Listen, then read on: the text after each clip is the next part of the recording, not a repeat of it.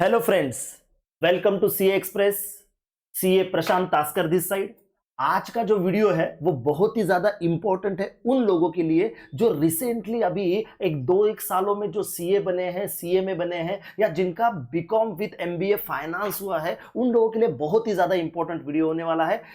क्योंकि इस वीडियो में, जैसे आपने थंबनेल में देखा ही होगा, हमने इस वीडियो में जो अभी रिसेंटली न्यू वैकेंसीज आई है, जो गवर्नमेंट जॉब्स आए हैं, महाराष्ट्र गवर्नमेंट ने जो अपने एक महाट्रांसको जो कंपनी है, उस कंपनी में जो अच्छे पोस्ट की वैकेंसीज निकाली है, तो उसके बारे में हम बात करने वाले हैं। मैं पहले ही एक डिस्क्लेमर दे दूं, मैं को ये व्यूज के लिए उसके लिए नहीं कर रहा हूं, तो इसीलिए एक डिस्क्लेमर मैं पहले ही दे दूं कि ये ओनली बीकॉम, अगर आपका सिर्फ बीकॉम हुआ है, एमबीए नहीं हुआ है, तो उन लोगों के लिए नहीं है। मैं इसलिए बता दूं क्योंकि जो ओनली बीकॉम स्टूडेंट्स है उनके लिए फिलहाल कुछ और एग्जाम्स उनके पास में आई है, जैसे लोअर डिविजनल क्लर्क जो एक एग्जाम है, अभी 6 जुलाई को वो एग्जाम हो रही है। तो हो सकता है कुछ लोग ऐसे वीडियोस देख के थोड़ा डिस्ट्रैक्ट हो जाए, उनका टाइम वेस्ट हो जाए। इसीलिए मैं पहले ही बता दूं कि आपको अपना टाइम सही जगह पे लगाने की जरूरत है। तो ये वीडियो आपने नहीं देखा तो भी चलेगा। फिलहाल जो है, हाँ, अगर ऐसा कोई है आपके रिलेशंस में, आपके फ्रेंड्स में, आपके जान पहचान में,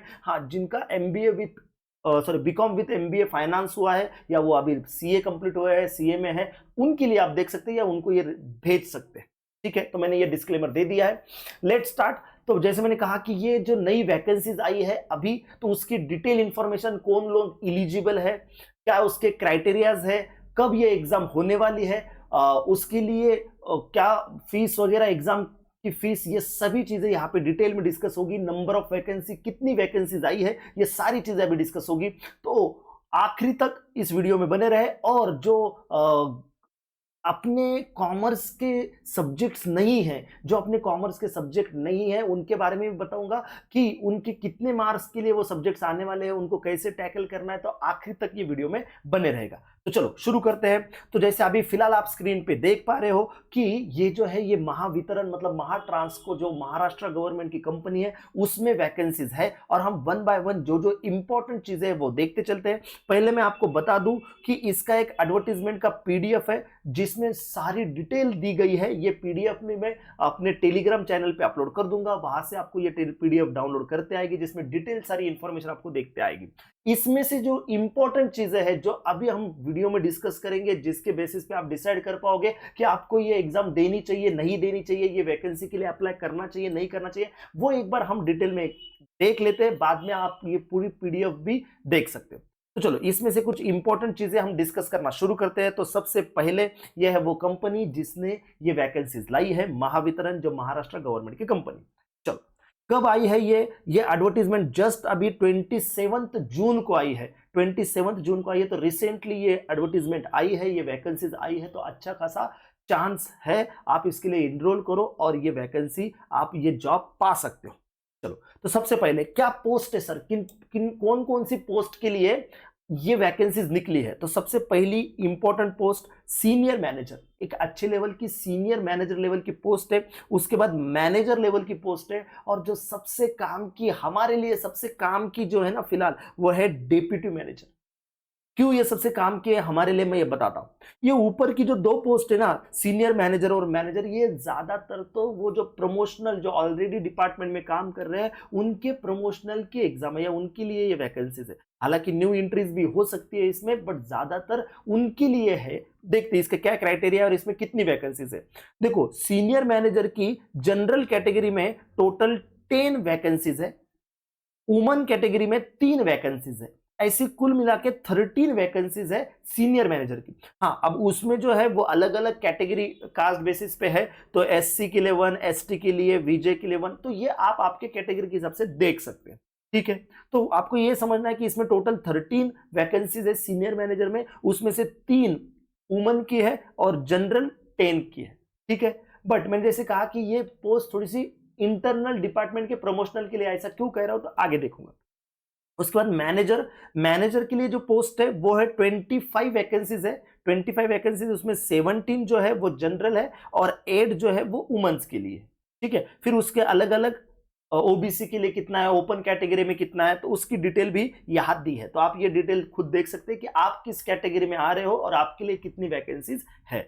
ठीक है, नेक्स्ट डेप्यूटी मैनेजर के लिए अच्छी खासी वैकेंसीज है, 82 वैकेंसीज है डेप्यूटी मैनेजर्स के लिए। तो अच्छा आंकड़ा है, नंबर ऑफ वैकेंसीज है, तो आप थोड़ा इसके लिए अप्लाई कर सकते हो। उसमें से भी 57 जो है वो जनरल कैटेगरी में और वुमेन्स के लिए है 25। तो ये भी अच्छा खासा नंबर है, 25 वुमेन्स के लिए और 57 जो है वो जनरल है। तो आप भी अपनी कास्ट वाइज कैटेगरी वाइज आप देख सकते हैं कि आपके लिए कितनी वैकेंसीज है, कितना कंपटीशन है, कितना क्या बन सकता है।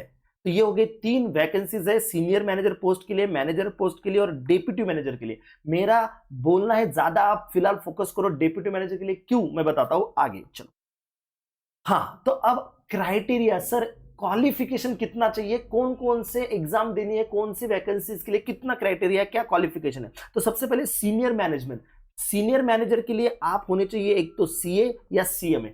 आप सीए कंप्लीट होनी चाहिए, सीएमए कंप्लीट होनी चाहिए, प्लस आपको जो है वो 7 इयर्स का पोस्ट क्वालिफिकेशन एक्सपीरियंस चाहिए। पोस्ट क्वालिफिकेशन मतलब आप सीए बनने के बाद, आपकी मेंबरशिप आने के बाद आपके पास पोस्ट क्वालिफिकेशन का 7 इयर्स का एक्सपीरियंस चाहिए, करेक्ट। उसमें से भी ये 7 ईयर का एक्सपीरियंस में से भी मतलब 7 साल का टोटल एक्सपीरियंस तो चाहिए। उस 7 साल के एक्सपीरियंस में से 3 साल का आपको डेप्यूटी मैनेजर इस पोस्ट का एक्सपीरियंस चाहिए। Out of which 3 years should be in post of deputy manager, out of which 1 year at a post of manager. मतलब आपको टोटल 7 साल का एक्सपीरियंस चाहिए। 7 में से 3 साल आप डेप्यूटी मैनेजर इस लेवल पे आपने काम करना मतलब किया होना चाहिए, और उसमें से भी 1 साल आपने मैनेजर होना चाहिए, ठीक है। तो ये है आपका क्राइटेरिया। तो इसीलिए मैंने बोला कि ये जो है, अब जो नए सीएज है, नए सीएमएज है, उनके लिए तो इतना एक्सपीरियंस होगा नहीं। हाँ, जो ऑलरेडी जॉब कर रहे हैं, जो ऑलरेडी इसी एमएससीबी में ही जॉब कर रहे हैं, उनके लिए ये अच्छी अपॉर्चुनिटी, वो अपना क्या बोल सकते हैं, अगर वो डिप्टी मैनेजर के लेवल पे है, अगर वो मैनेजर लेवल पे है, तो वो अपनी पोस्ट बढ़ा सकते हैं, उनके लिए ये अच्छा है। और दूसरा एक है, बोले फिर से 7 ईयर का रिलेवेंट पोस्ट क्वालिफिकेशन ही बोला है। मतलब इसमें कुछ बच्चों का सवाल रहता है फिर हमारी आर्टिकलशिप वगैरह कंसिडर होती है, नहीं, आर्टिकलशिप ये प्री क्वालिफिकेशन आपका एक्सपीरियंस हुआ, तो इसमें आर्टिकलशिप कंसिडर नहीं होगा, ये पोस्ट क्वालिफिकेशन चाहिए। तो पोस्ट क्वालिफिकेशन मतलब आप सीए बनने के बाद का एक्सपीरियंस, उसमें से अकाउंट का, ऑडिट का 2 साल का experience at the position of the post manager. मतलब आपने मैनेजर लेवल पे काम करना चाहिए 2 साल का। तो आगे जो ऑलरेडी जॉब में है उनके लिए ये अब काम करिए, इससे न्यू एंट्री हो सकती है। मतलब आप कहीं और भी जॉब कर रहे हो बट आपने मैनेजर लेवल पे 2 साल का काम किया और आपको ओवरऑल 7 साल का एक्सपीरियंस है, तो आप इस पोस्ट के लिए अप्लाई कर सकते हो। सीनियर मैनेजर के लिए आप अप्लाई कर सकते हो। नेक्स्ट मैनेजर लेवल के लिए, तो आगे देखो सीनियर मैनेजर के लिए सिर्फ सीए एंड सीएमए ही है, सिर्फ सीए एंड सीएमए जो कंप्लीट है वो लोग। मैनेजर लेवल पे सीए सीएमए जो अगेन कंप्लीट है, फाइनल पास है ऐसे। बट जो ऑलरेडी इंप्लॉय है, किसके इंप्लॉय है, जो ऑलरेडी इस कंपनी के इंप्लॉय है, वो अगर बीकॉम प्लस एमबीए फाइनेंस है, बीकॉम ओनली बीकॉम नहीं, बीकॉम एंड एमबीए फाइनेंस है, तो उनके लिए भी ये पोस्ट है। फिर वो सीए नहीं रहे तो भी चलेगा, बट वो इंटरनल जो ऑलरेडी जॉब कर रहे हैं उनके लिए, जो उसी कंपनी में ऑलरेडी जॉब कर रहे हैं उनके लिए। तो मैनेजर के लिए कितना एक्सपीरियंस है, मैनेजर के लिए 3 साल का पोस्ट क्वालिफिकेशन एक्सपीरियंस अगेन, और वो भी फाइनेंस में, अकाउंट्स में, ऑडिट में, उसमें से एटलीस्ट 2 साल एक्सपीरियंस चाहिए। अगेन डिप्टी मैनेजर का आपको एक्सपीरियंस चाहिए, डिप्टी मैनेजर के लेवल पे आपने काम किया होना चाहिए। तो ये हो गया सीनियर मैनेजर का क्वालिफिकेशन क्राइटेरिया, मैनेजर का क्वालिफिकेशन क्राइटेरिया। अब आते हैं, हाँ, और दूसरा अगर आप सीए वगैरह नहीं है तो आप एमकॉम के बेसिस पे भी कर सकते हैं, ठीक है। नेक्स्ट अब है डेप्यूटी मैनेजर। ये हमारे ज्यादातर बच्चों के काम की चीज है। क्या बोले सर, आप सीए में कंप्लीट होनी चाहिए या फिर आप एमकॉम हो तो भी चलता है। सीए में कंप्लीट हो या फिर आप एमकॉम हो या आप बीकॉम प्लस एमबीए फाइनेंस। तो अभी उन लोगों के लिए भी बहुत काम का होगा जो एमबीए फाइनेंस हुआ है जिनका, तो एमबीए फाइनेंस प्लस बीकॉम ये है तो भी चलेगा। तो आप सीए हो, सीए में हो, आप एमकॉम हो या फिर आप एमबीए हो विथ बीकॉम, और एमबीए भी किसमें, फाइनेंस में एमबीए आपका होना चाहिए। 1 ईयर पोस्ट क्वालिफिकेशन, सिर्फ एक्सपीरियंस कितना चाहिए? 1 ईयर पोस्ट क्वालिफिकेशन। तो मतलब समझो, जो लोग अभी 1.5 साल 2 साल पहले जिनकी मेंबरशिप आ गई है, जो सीए बन चुके हैं, उनका अगर 1 साल का क्वालिफिकेशन हो रहा है, किस डेट पे उन्होंने देखा, इस डेट पे बोला है 27 जून पे, 27 जून पे अगर आपका 1 साल का पोस्ट क्वालिफिकेशन, तो जो लोग एमबीए हो चुके हैं, फाइनेंस जिन्होंने लिया था, वो किसी भी कंपनी में अगर जॉब कर रहे होंगे, अकाउंट्स में, फाइनेंस में, अगर उनका 1 साल हो चुका है फाइनेंस में जॉब करके, तो भी ये वो लोग इस पोस्ट के लिए अप्लाई कर सकते हैं, एग्जाम दे सकते हैं इस पोस्ट की। तो और देखो, आप आगे चल के इस पोस्ट के लिए अगर अभी आप क्वालिफाई हो जाते हैं, तो आगे चल के देख रहे हो कैसे आप मैनेजर के लिए बाद में क्वालिफाई होते हो, बाद में आप सीनियर मैनेजर के लिए क्वालिफाई होते हैं, तो आपका प्रमोशन भी हो सकता है। तो ये बहुत अच्छी अपॉर्चुनिटी जो अभी 1.5-2 साल में जो लोग सीए बने हैं उनकी, ठीक है, सीए में हो, सीए हो या एमबीए विद फाइनेंस हो। चलो नेक्स्ट, एज लिमिट। सर क्या एज लिमिट है, कब कहां तक हम इस पोस्ट के लिए क्वालिफाई हो सकते हैं? तो अगर सीनियर मैनेजर और मैनेजर है, सीनियर मैनेजर और मैनेजर, तो 40 ईयर्स मैक्स एज क्या है, एज लिमिट 40। तो अगर आप बिलो 40 हो तो आप इसके लिए अप्लाई कर सकते हो। और डेप्यूटी मैनेजर के लिए आप बिलो 35 हो या अप टू 35 हो तो आप इसके लिए अप्लाई कर सकते हैं। आपने 35 क्रॉस कर दिया है तो फिर अप्लाई नहीं करते आएगा। बट एक रिलैक्सेशन इसमें है, एक रिलैक्सेशन इसमें है। अपर लिमिट ऑफ, जो अपर लिमिट है ये 1435 की, उसमें 5 साल और एक्सटेंड हो सकते हैं, 5 साल और एक्सटेंड हो सकते हैं अगर आप बैकवर्ड क्लास को बिलोंग करते हो। बैकवर्ड क्लास को अगर बिलोंग करते हो तो आपके 5 साल और, मतलब ये 40 + 5 45 हो जाएंगे, 30 + 5 30 40 हो जाएंगे। तो ये एज लिमिट 40 की हो जाएगी और ये एज लिमिट 45 की हो जाएगी। ये भी एक अच्छी बात है। तो आपके अगर एज थोड़ी सी क्रॉस हो चुकी है, अगर आप बैकवर्ड क्लास को बिलोंग करते हो, तो आपके 5 साल और आपको एक्सटेंशन मिल जाएगा, तो वो भी ध्यान में रखना। हाँ, अब सबसे इंपॉर्टेंट सर, पैसा पैसा पैसा। बोले सर सैलरी कितनी आएगी, ये इतने आप बोल रहे हो कि ये गवर्नमेंट जॉब है वगैरह वगैरह, तो देख लो इसकी सैलरी का स्ट्रक्चर देख लो। सेम सीनियर मैनेजर, अब ये थोड़े से पे स्केल उनका एक तरीका होता है, बट अपने को आंकड़े से मतलब है, वो आंकड़े ही देख लो, बड़े बड़े आंकड़े दिख रहे हैं, अपने काम हो जाता है। 97,220 और इधर देखो 2,09,445। डेप्यूटी मैनेजर का भी सोचोगे तो 55,505, मतलब 54,000, अराउंड 6-6.5 लाख का पैकेज, और वो बढ़ते हुए 1,37,995 तक भी जाता है। तो रेंज अच्छी खासी है। तो किसी भी पोस्ट के लिए आप अप्लाई करो। हाँ, एक और बात बता दूं, ऐसी ही जो और एक पोस्ट आई थी डेप्यूटी मैनेजर की, एमएससीबी की दूसरी कंपनी है, उसके लिए तब सीए इंटर भी चल रहा था, बट इसमें सीए इंटरमीडिएट नहीं चल रहा है, यहाँ पे सीए पास ही होना चाहिए। तो डेप्यूटी मैनेजर के लिए वहां पे सीए इंटर चल रहा था, तो वहां पे कंपटीशन ज्यादा था। अब यहाँ पे सिर्फ सीए चाहिए या सिर्फ एमबीए विद फाइनेंस चाहिए, तो यहाँ पे कंपटीशन कम रहेगा, ये बात भी समझो मेरे दोस्तों। तो आपके लिए अच्छी अपॉर्चुनिटी है। अब नेक्स्ट, सर कैसे है सिलेक्शन मेथोडोलॉजी, कैसे है सिलेक्शन, कैसे होगा, क्या क्राइटेरिया है, कैसे होगा सिलेक्शन? तो सिलेक्शन के लिए 2 लेवल है दोस्तों। एक है, आपको पहले एग्जाम देनी पड़ेगी, एग्जाम के बाद अगर आप वो एग्जाम में क्वालिफाई हो जाते हो तो उसके बाद है पर्सनल इंटरव्यू। तो पहला फोकस होना चाहिए आपका एग्जाम पे, एग्जाम पे पहला फोकस होना चाहिए। तो अब एग्जाम में क्या सिलेबस है, एग्जाम में क्या पूछा जाता है, तो सबसे पहले एग्जाम में, और टोटल कितने मार्क्स का है, कैसी एग्जाम होती है, तो पहले ही बता दो ये एग्जाम ऑनलाइन तरीके से होती है, एमसीक्यू बेस होती है। ऑनलाइन में आपको ऑब्जेक्टिव सिलेक्ट करके आगे बढ़ना होता है। कितने मार्क्स की होती है, तो सर टोटल 150 मार्क्स की होती है, टोटल 150 मार्क्स की। और टाइम कितना होता है, 120 मिनट, सबको मिला के 120 मिनट्स का मतलब 2 घंटे का टाइम है। 150 मार्क्स की आपकी एग्जाम है। 130 क्वेश्चंस आएंगे, नंबर ऑफ क्वेश्चंस आएंगे 130, टोटल मार्क्स 150 और टाइम लिमिट 120 की। तो इसमें से कितने लेने होते हैं, अब इसमें से कितने लेने होते हैं वो डिसाइड होता है कट ऑफ पे।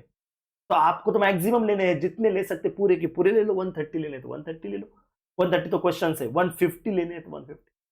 ओके सर, सिलेबस कैसा है, तो देखो पहला तो टेस्ट ऑफ प्रोफेशनल नॉलेज। अब ये प्रोफेशनल नॉलेज मतलब क्या, तो ये कॉमर्स का पूरा नॉलेज। कॉमर्स में क्या क्या आता है, कॉमर्स में अकाउंटिंग आएगा, कॉमर्स में आपका फाइनेंशियल मैनेजमेंट आएगा, कॉस्ट अकाउंटिंग आएगा, उसके बाद ऑडिटिंग आएगा, उसके बाद लॉज आएंगे, कॉर्पोरेट लॉज, टैक्सेशन आएगा, इनकम टैक्स, जीएसटी। तो कॉमर्स का जितना भी सिलेबस है वो सब है इसमें। कॉमर्स का जितना भी सिलेबस है, अकाउंट्स हो गया, उसके बाद एफएम हो गया, कॉस्टिंग हो गया, टैक्स हो गया, लॉज हो गए, ऑडिट हो गया, ये सब इसमें आ जाएगा। और वो कुल मिला के कितने क्वेश्चंस आएंगे, कुल मिला के आएंगे 50 क्वेश्चंस। 50 questions for 110 marks. तो आप लगा लो 110 divide by 50 that means 2.2 marks के लिए एक क्वेश्चन हो गया। कितना? 2.2 मार्क्स का एक क्वेश्चन। हाँ, यहां पे ऐसा ही है, 2.2 मार्क्स के लिए एक क्वेश्चन आएगा। तो ऐसे 110 मार्क के लिए 50 क्वेश्चन है। ये हो गया आपके कोर सब्जेक्ट का। अब ये तो आपको आता है, ये सब आपको आता है, थोड़ा रिवाइज करना पड़ेगा, थोड़ा पढ़ना पड़ेगा, एग्जाम ओरिएंटेड थोड़े से टेस्ट वगैरह देने पड़ेंगे, उसके बारे में भी आगे मैं बताऊंगा। बट ये हो गया आपका कोर नॉलेज, जिसके बेसिस पे 50 क्वेश्चन आएंगे 110। यही है सबसे बड़ा पोर्शन, क्योंकि ये हमारा काम भी यही है। बट साइमल्टेनियसली हमको और 3 चीजों की भी एग्जाम देनी है। Test of reasoning, logical reasoning जिसको बोलते हैं, वो कुछ क्वेश्चंस आते हैं लॉजिकल रीजनिंग के, ब्लड रिलेशन के, सिटिंग अरेंजमेंट के, या ऐसे कुछ क्वेश्चंस आते हैं, तो वो लॉजिकल रीजनिंग के 40 क्वेश्चंस आएंगे 20 मार्क्स के लिए। देखो क्वेश्चंस ज्यादा है, मार्क्स कम है, तो ये 0.5 मार्क्स के लिए एक क्वेश्चन, 0.5 मार्क्स के लिए, तो 40 क्वेश्चंस आएंगे 20 मार्क्स के लिए। नेक्स्ट है क्वांटिटेटिव एप्टीट्यूड, क्वांट किसे कहा जाता है या क्वांटिटेटिव एप्टीट्यूड, वो 20 क्वेश्चंस आएंगे 10 मार्क के लिए। अगेन 0.5 मार्क्स का एक, 50 मार्क्स, 50 मार्क्स नहीं, सॉरी 0.50 मार्क्स का, आधे मार्क्स का एक क्वेश्चन, तो 10 मार्क्स। और मराठी लैंग्वेज भी आएगी, इंपॉर्टेंट है, मराठी लैंग्वेज भी आएगी, 20 क्वेश्चंस आएंगे 10 मार्क्स के लिए। तो ये सारे जो है 40 + 20 + 20 मतलब ये आ रहे हैं 80 क्वेश्चंस। तो ये 80 क्वेश्चंस आ रहे हैं 0.5 मार्क्स के लिए, तो ये बन रहा है 40 मार्क्स का। तो 110 का अपना कोर सब्जेक्ट और 40 मार्क्स के बाकी के सब्जेक्ट। और क्वेश्चंस भी देखो, अपने कम क्वेश्चन है, मार्क्स ज्यादा है, ये क्वेश्चन ज्यादा है, मार्क्स कम, बट आपको ये इसमें भी पास होना पड़ता है, इसमें पास होना पड़ता है, तो एटलीस्ट इसमें कुछ तो मार्क्स होने चाहिए होते हैं, तो आपको ये अटेंड करना पड़ता है। सर बट ये कैसे करें, ये तो हमको आ जाएगा, डोंट वरी, बट ये कैसे करें, बोले सर तो कुछ नहीं, इसकी भी अपने पास कुछ, अगर आप ये करना चाहते हो तो आप मुझे डायरेक्ट कांटेक्ट कर सकते हो। इसके भी कोर्सेस अपने पास अवेलेबल है, इसके कुछ दिनों के आप कोर्सेस ले लो और ये भी काम हो जाएगा। और इसके भी कोर्स अवेलेबल है, प्लस इन सब की टेस्ट सीरीज भी अपने पास अवेलेबल है। तो आप जैसे जैसे आपका इंटरेस्ट बताओगे, आपको इस चीजों के बारे में इंफॉर्मेशन मिल जाएगी। तो आगे जाते हैं नेक्स्ट। अब ये तो हो गया आपके एग्जाम का क्या क्या पैटर्न था, एग्जाम में कितने मार्क्स के लिए क्या आने वाला है। तो जैसे मैंने बोला टाइम ऑफ एग्जाम 120 मिनट्स के लिए है, तो उसमें आपको 180 अप्रॉक्स क्वेश्चन करने होते हैं। तो 120 मिनट्स के लिए है, सॉरी 130 क्वेश्चंस आपको उसमें करने हैं। हाँ 180 मिनट्स मतलब कि आपको थोड़ा पहले आना पड़ता है, आपको वहां पे पहले आना पड़ता है एग्जाम हॉल पे, तो 180 मिनट्स लग जाएंगे बोले लॉगिंग वगैरह करने के लिए। तो बट सॉल्विंग का पार्ट कितना है, 120 मिनट्स का। And next and important negative marking है दोस्तों, निगेटिव मार्किंग है 0.25। अगेन 0.25 की निगेटिव मार्किंग, मतलब एक क्वेश्चन रॉन्ग हुआ तो जो बराबर क्वेश्चन आया था उसके 25% मार्क कट। मतलब अगर आपका अकाउंट का या फिर ये प्रोफेशनल नॉलेज का एक क्वेश्चन बराबर आया था तो उसके 2.2 मिलेंगे। बट अगर दूसरा एक क्वेश्चन रॉन्ग हो जाए तो ये 2.2 के 0.25 मार्क्स कट हो जाएंगे, इसके 25% मार्क्स कट हो जाए। और वैसा ही यहाँ पे एक क्वेश्चन कट हो गया तो 0.50 के 0.25 मार्क्स कट हो जाएंगे, 25%। तो निगेटिव मार्किंग है, ये याद रखना है। अब प्रोसीजर पार्ट कि सर एप्लीकेशन फीस कितनी है, तो ओपन कैटेगरी हो तो उसके लिए 500 रुपए प्लस जीएसटी एग्जाम फीस, और अगर रिजर्व कैटेगरी में हो तो फिर 250 प्लस जीएसटी। फिर इसमें और भी कंसेशन है, अगर आप समझो हैंडीकैप है या और कुछ है तो उसमें और भी कंसेशन है, वो आप थोड़ा सा डिटेल उस पीडीएफ में से जो शुरुआत में मैंने बताई उस पीडीएफ में से पढ़ लेना। वो पीडीएफ टेलीग्राम चैनल पे अवेलेबल है, टेलीग्राम चैनल का लिंक आपको डिस्क्रिप्शन में मिल जाएगा। हाँ, और काम की बात, मेरे काम की बात तो मैंने बोली नहीं सर, ये जो वीडियो आप देख रहे हो, आपको अगर इससे सही में कुछ इनपुट्स मिले, कुछ समझ में आए, कुछ आपका फायदा हो, आपके किसी दोस्त का आपको लगता है कि उसको इसकी जरूरत है, तो उनको शेयर करो, आप भी इसको लाइक करो। और इस चैनल पे आप नए हो, पहली बार देख रहे हो, तो ये चैनल को सब्सक्राइब भी करना है। ऐसी और भी वीडियोस और आपके काम की चीजें इस चैनल पे आते रहती है। नेक्स्ट अगला है, बोले कब तक होगी, टेंटेटिव शेड्यूल है। हाँ, टेंटेटिव का मतलब होता है थोड़ा बहुत पीछे आगे पीछे होता है, और ये सही में होता है, थोड़ा बहुत आगे पीछे चलता है।